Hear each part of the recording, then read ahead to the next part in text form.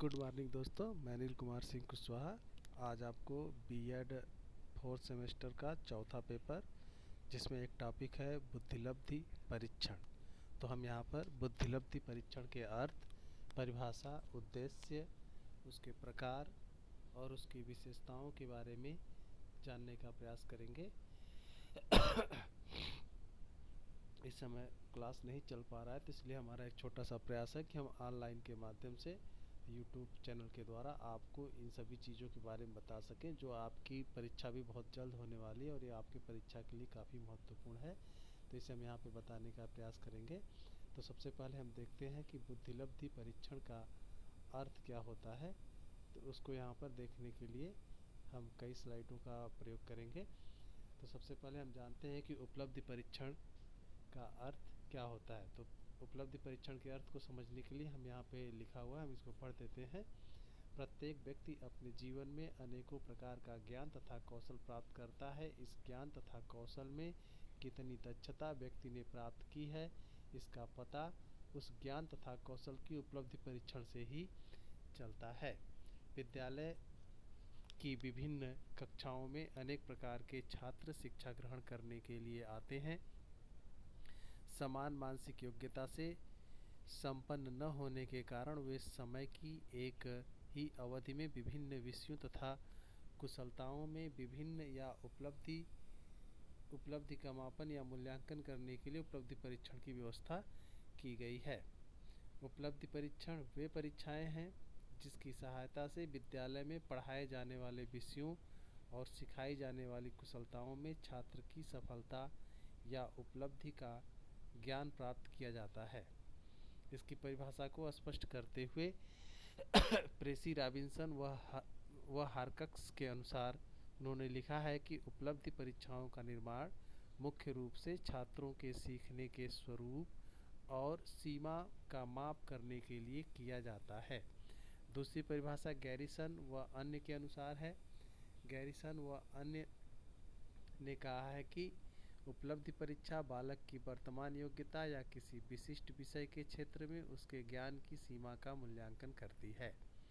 थार्डाइक महोदय व हैगन ने भी इसे परिभाषित किया है। इन्होंने बताया है कि जब हम उपलब्धि परीक्षा का प्रयोग करते हैं तब हम इस बात का निश्चय करना चाहते हैं कि एक विशिष्ट प्रकार की शिक्षा प्राप्त करने के उपरांत व्यक्ति ने क्या सीखा है। अब आगे हम इसकी विशेषताओं की बात कर लेते हैं। वैसे हम उम्मीद करेंगे कि आप सभी छात्र जो है इसको नोट्स करते रहेंगे, नोट्स बनाएंगे, ताकि आप इसे भविष्य में दोबारा भी पढ़ सकें। वैसे आप YouTube पर भी इसको दोबारा देख सकते हैं, क्योंकि यदि आप हमारे चैनल को सब्सक्राइब करते हैं तो हमारे द्वारा अपलोड की गई वीडियो को कभी भी किसी भी समय आप देख, सुन और पढ़ सकते हैं। तो यहाँ पे हम इनकी विशेषताओं की बात कर लेते हैं। तो उपलब्धि परीक्षण की जो विशेषताएं होती हैं, इसमें विद्यालयों का सीधा संबंध होता है, क्योंकि उपलब्धि परीक्षण में ज्ञान या फिर कौशल का मापन किया जाता है जिनका विद्यालयों से सीधा संबंध होता है। तो इसकी विशेषताएं होती हैं। नंबर 1, उपलब्धि परीक्षण दी हुए ज्ञान तथा कौशल का मापन करता है। यहाँ पे टाइपिंग की थोड़ी त्रुटि हो गई है। तो यहाँ पे दिए गए ज्ञान और कौशल का मापन करना उपलब्धि परीक्षण की विशेषता होती है। दूसरी विशेषता है उपलब्धि परीक्षण द्वारा ज्ञान तथा उपलब्धि की लब्धि ज्ञात की जाती है। तीसरा है उपलब्धि परीक्षण में प्रश्नों की रचना, उपलब्धि की मात्रा की गणना तथा व्यक्ति की प्रगति की मात्रा का मापन करने के लिए की जाती है। चौथा है उपलब्धि परीक्षण से वर्तमान प्रगति का पता चलता है, क्योंकि जब हम उपलब्धि परीक्षण करते हैं तो इससे हमें पता चलता है कि छात्र ने सीखने में कितनी प्रगति की है। या फिर शिक्षक नेक्स्ट है इसका, विषयों की भिन्नता के अनुसार अलग अलग परीक्षण बनाए जाते हैं, क्योंकि एक छात्र कई विषयों को पढ़ता है और स्कूलों में आवश्यकता होती है कि हम ये जान सकें कि वो प्रत्येक विषय में कैसा कर रहा है। तो अतः हमें अलग अलग विषयों में अलग अलग परीक्षण बनाने पड़ते हैं। नेक्स्ट है उपलब्धि परीक्षण में अर्जित ज्ञान का मापन उसका साध्य होता है। नेक्स्ट है उपलब्धि परीक्षण व्यक्ति की उपलब्धि की क्षमता का प्रदर्शन करता है। अब हम बात कर लेते हैं उपलब्धि परीक्षण के उद्देश्यों की। तो उपलब्धि परीक्षण के उद्देश्य भी होते हैं जो यहाँ पे दिया गया है। तो पहला उद्देश्य है साधारणतः वर्ष के अंत में विभिन्न कक्षाओं के छात्रों के लिए उपलब्धि परीक्षाओं का आयोजन निम्नलिखित उद्देश्यों की प्राप्ति के लिए किया जाता है। दूसरा उद्देश्य है बालकों की उपलब्धि से सामान्य स्तर को निर्धारित करने के लिए किया जाता है। तीसरा है बालकों की विभिन्न विषयों तथा क्रियाओं में वास्तविक स्थिति को ज्ञात करने के लिए किया जाता है। तीसरा उद्देश्य है बालकों की पढ़ने लिखने के समान कुशलताओं में गति तथा श्रेष्ठता को निश्चित करने के लिए किया जाता है। पांचवा है इसका पाठ्यक्रम के लक्ष्यों तथा उद्देश्यों की प्राप्ति और बालकों की प्रगति की जानकारी करने के लिए भी उपलब्धि परीक्षण जानकारी करने के लिए इस परीक्षण का उद्देश्य निश्चित किया जाता है। नेक्स्ट है बालकों को ज्ञान के विभिन्न क्षेत्रों में दिए गए प्रशिक्षण के परिणामों का मूल्यांकन करने के लिए किया जाता है। बालकों की अधिगम संबंधी कठिनाइयों को ज्ञात करने तथा उनका निवारण करने के लिए पाठ्यक्रमों में आवश्यक परिवर्तन करने के लिए किया जाता है। शिक्षक के शिक्षण तथा अध्ययन की सफलता का अनुमान लगाने के लिए भी इसका प्रयोग किया जाता है। अब हम चर्चा करते हैं बुद्धि परीक्षण के प्रकार की। बुद्धि परीक्षण के प्रकार की जब हम बात करते हैं तो यहाँ पे हमने रेखा चित्र का भी प्रयोग किया है ताकि इसके चीज़ों को हम आसानी से समझ सकें। तो यहाँ पे हालैंड और डगलस की बात की जाती है। उन्होंने इसके प्रकार को वर्गीकृत किया है और डगलस हालैंड के अनुसार जो है इसे निम्नलिखित 5 वर्गों में विभाजित करने का कार्य किया गया है। पहला इसका प्रमापीकृत परीक्षण, दूसरा शिक्षक निर्मित परीक्षण, तीसरा मौखिक परीक्षण, चौथा निबंधात्मक परीक्षण और पांचवा वस्तुनिष्ठ परीक्षण है। आप चाहें तो इन स्लाइडों का स्क्रीनशॉट भी ले सकते हैं ताकि आप इसे बाद में भी पढ़ सकें और देख सकें।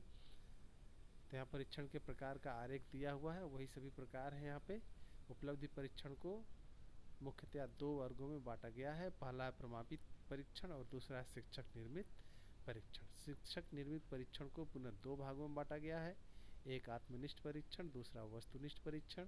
और आत्मनिष्ठ परीक्षण को पुनः 2 भागों में बांटा गया है, एक को मौखिक परीक्षण और दूसरे को निबंधात्मक परीक्षण के नाम से जानते हैं। तो हम सबसे पहले प्रमापित परीक्षण के विषय में जानकारी प्राप्त करेंगे। तो प्रमापित परीक्षण आधुनिक युग की एक देन है। इसके अर्थ को स्पष्ट करते हुए थॉर्नडाइक व हेगस ने कहा है कि प्रमापित परीक्षण का अभिप्राय केवल ये है कि सब छात्र समान निर्देशों और समय की समान सीमाओं के अंतर्गत समान प्रश्नों और अनेक प्रश्नों का उत्तर देते हैं। प्रमापित परीक्षण के कुछ उल्लेखनीय तथ्य निम्नलिखित हैं। नंबर 1, इनका निर्माण एक विशेषज्ञ या विशेषज्ञों के समूह के द्वारा किया जाता है। दूसरा, इसका निर्माण परीक्षण निर्माण के निश्चित नियमों तथा सिद्धांतों के अनुसार किया जाता है। तीसरा, इनका निर्माण तथा विभिन्न कक्षाओं तथा विषयों के लिए किया जाता है तथा एक कक्षा तथा एक विषय के लिए अनेक प्रकार के परीक्षण होते हैं। प्रमापीकृत परीक्षण जिस कक्षा के लिए जिन परीक्षणों का निर्माण किया जाता है उसको विभिन्न स्थानों पर उसी कक्षा में सैकड़ों हजारों बालकों पर प्रयोग करके प्रमाणित किया जाता है। निर्माण के समय इसमें प्रश्नों की संख्या बहुत अधिक होती है, लेकिन विभिन्न स्थानों पर प्रयोग किए जाने के फलस्वरूप प्राप्त होने वाले अनुभवों के आधार पर इनकी संख्या में काफ़ी कमी कर दी जाती है। इसमें दिए हुए प्रश्नों को निश्चित निर्देशों के अनुसार निश्चित समय के अंतर्गत करना पड़ता है। मूल्यांकन या अंक प्रदान करने के लिए भी निर्देश होते हैं। इसका प्रकाशन किसी संस्था या व्यापारिक फर्म के द्वारा किया जाता है, जैसे भारत में सेंट्रल इंस्टीट्यूट ऑफ एजुकेशन, राष्ट्रीय शैक्षणिक एवं प्रशिक्षण परिषद, Jamia Millia, Oxford university press इत्यादि में इनका प्रकाशन किया जाता है। इसका दूसरा प्रकार है शिक्षक निर्मित परीक्षण। शिक्षक निर्मित परीक्षण आत्मनिष्ठ तथा वस्तुनिष्ठ दोनों प्रकार के होते हैं। सामान्य रूप से शिक्षकों द्वारा सभी विषयों पर परीक्षणों का निर्माण किया जाता है तथा कुछ समय पूर्व तक इन परीक्षणों का रूप आत्मनिष्ठ था। भारत में अब भी इसी प्रकार के परीक्षणों का प्रचलन है। यद्यपि वस्तुनिष्ठ परीक्षणों के निर्माण की दिशा में सक्रिय कदम उठाए जा रहे हैं, सब शिक्षकों में परीक्षणों के लिए प्रश्नों का निर्माण करते समय समान योग्यता नहीं होती है। अतः एक ही विषय पर दो शिक्षकों द्वारा निर्मित प्रश्नों के स्तरों में अंतर हो जाता है। इसलिए शिक्षक निर्मित परीक्षणों को विश्वसनीय नहीं माना जाता है।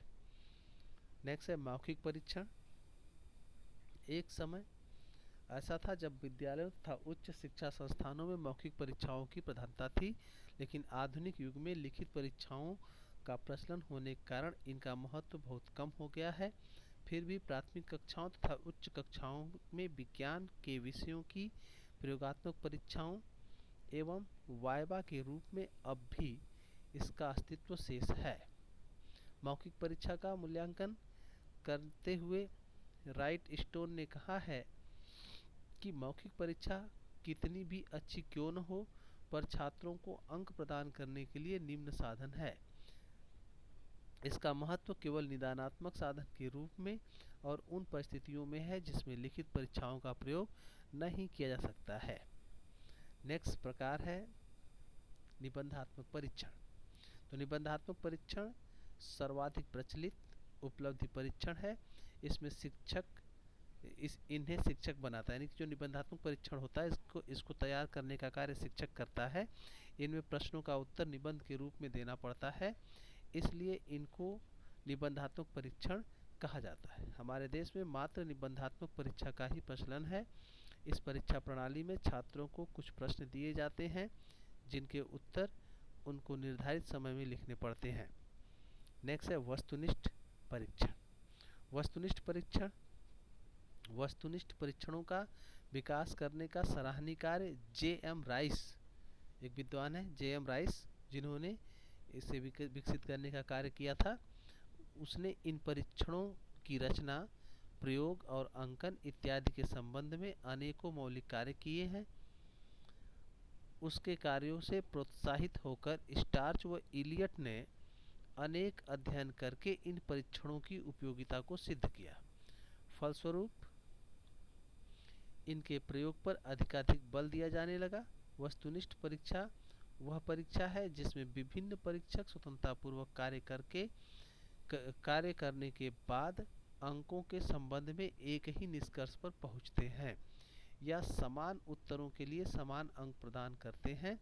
गुड का कहना है कि वस्तुनिष्ठ परीक्षा साधारणतया सत्य असत्य उत्तर, बहुसंख्यक चुनाव, मिलान या पूरक प्रकार के प्रश्नों पर आधारित होते हैं, जिसके सही उत्तरों की तालिका की सहायता से अंकन किया जाता है। यदि कोई तालिका के विपरीत होता है तो उसे गलत माना जाता है। वस्तुनिष्ठ परीक्षणों के प्रकार। वस्तुनिष्ठ परीक्षणों के प्रकार जो है मुख्य रूप से 5 प्रकार के पाए जाते हैं। पहला है सरल पुनः स्मरण टेस्ट। इस टेस्ट के अंतर्गत परीक्षार्थियों को प्रश्नों के उत्तर स्वयं स्मरण करके लिखने पड़ते हैं, यानी कि जो अति लघुत्तरीय प्रश्न होते हैं जिसका उत्तर एक शब्द या एक लाइन में, एक वाक्य में होता है। दूसरा है सत्य असत्य टेस्ट। इस टेस्ट के अंतर्गत परीक्षार्थी को सत्य या असत्य में उत्तर देना पड़ता है। ये जो परीक्षण होता है इसमें एक वाक्य होता है, वाक्य या कथन कह सकते हैं आप, कथन होता है और आपको बताना पड़ता है कि यह कथन सत्य है या असत्य है, क्योंकि यह कथन सत्य हो सकता है या फिर असत्य हो सकता है, तो इसी का चयन आपको यहाँ पे करना पड़ता है। बहुसंख्यक चुनाव टेस्ट। इस टेस्ट के अंतर्गत परीक्षार्थी को दिए हुए अनेकों उत्तरों में से सही उत्तर का चयन करना पड़ता है, यानी कि हम कह सकते हैं कि ये बहुविकल्पी जो प्रश्न होते हैं मल्टी चॉइस वाले, इसमें चार ऑप्शन होते हैं, यानी एक प्रश्न होता है, प्रश्न के उत्तर 4 ऑप्शनों में छिपे होते हैं, उसमें से सही उत्तर आपको चुनने पड़ते हैं। मिलान टेस्ट। इस टेस्ट के अंतर्गत परीक्षार्थी को 2 पदों में मिलान करके कोष्टक में सही पद लिखना पड़ता है। पूरक टेस्ट। इस टेस्ट के अंतर्गत परीक्षार्थी को वाक्यों में रिक्त स्थानों की पूर्ति करनी पड़ती है। इसी के साथ यह आपका जो परीक्षण है वह उपलब्धि परीक्षण ये आपका समाप्त होता है। आपसे रिक्वेस्ट है कि आप इसे सब्सक्राइब करें, शेयर करें और लाइक करें, और कम से कम ऐसे लोगों को शेयर करें जिन्हें इस प्रकार के ज्ञान की आवश्यकता है, जो इस समय बीएड की कक्षाओं में पढ़ रहे हैं, ताकि वो इसका ज़्यादा से ज़्यादा लाभ उठा सकें। जय हिंद, जय भारत।